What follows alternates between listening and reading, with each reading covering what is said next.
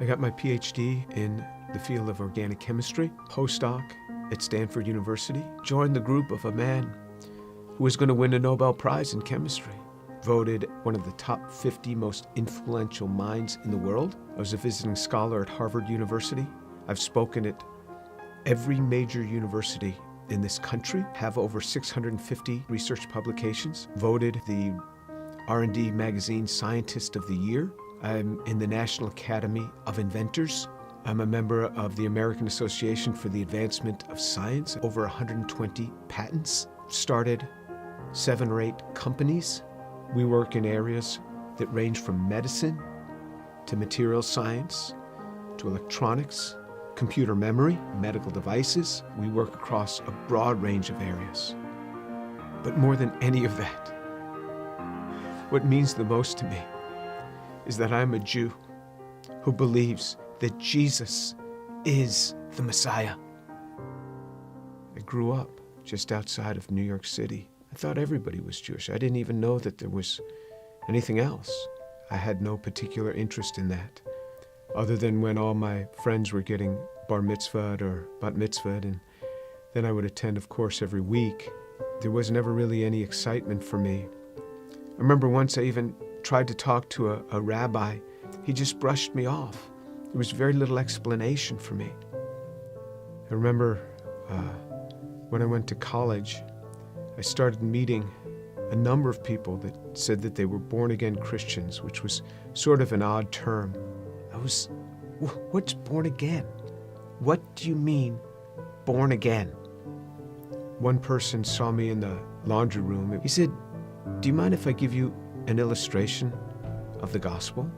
And I remember we sat there and he actually started to draw a picture.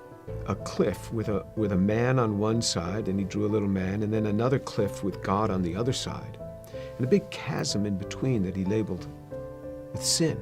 And I looked at him, I said, "I'm not a sinner. I've never killed anyone. I never robbed a bank. How could I be a sinner?" And he had me read a verse from the Bible.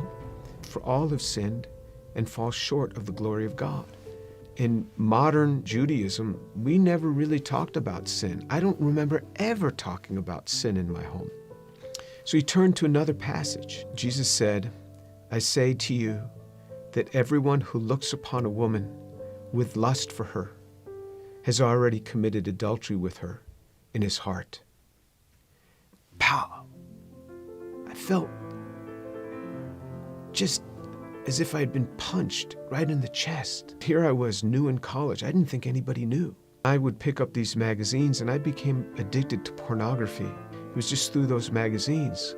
And all of a sudden, something that's written in the Bible, somebody who lived 2,000 years ago is calling me out on it. And I felt immediately convicted. And that now I realized I was a sinner. When I read in the scriptures what sin is, then I knew I was a sinner. How am I going to get to God? We Jews know this better than anyone else. Without the shedding of blood, there is no forgiveness of sin. This description in Isaiah 53 of how he will bear upon himself my sin, the things that I had done, and this was him. This was the man that took this upon himself on the cross. The perfect God comes and gives himself for us. He is the one that gives himself for us. I started to realize how Jewish the New Testament is. This book is so Jewish. The New Testament is so Jewish. It's all around Jewish people. And then on November 7th, 1977, I was all alone in my room. The realization that Yeshua is the one who died on the cross. And I said, "Lord, I am a sinner. Please forgive me. Come into my life."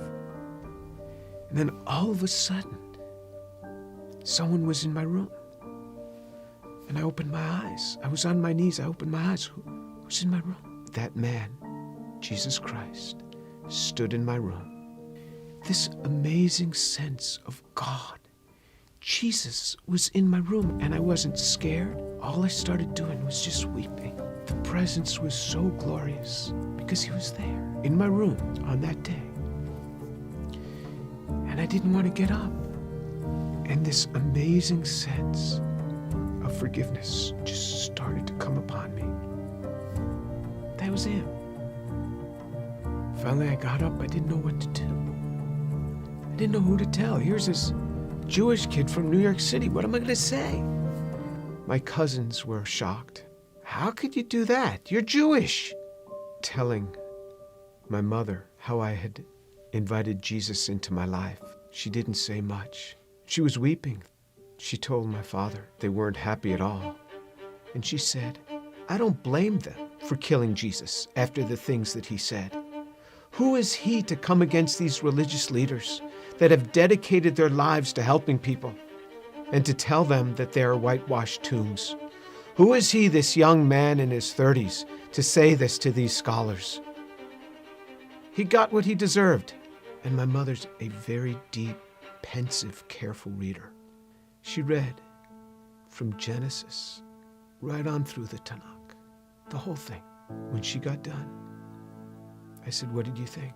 She said, God warned us over and over again. He warned us. When my daughter was about 15, my mother and father came to visit us. At one point, my mother went into her room for several hours. She came out. She said, quite a young girl you have. She talked to me for a long time. She started reading the Bible again, both the Old and the New Testament. One day, not long after that, she called me on the phone at the age of 72. She said, Jimmy, you wouldn't believe what happened. I said, what happened? She said, I was just reading. And it hit me. It hit me. The way he gave his life. I believe it now. Jesus is the Son of God.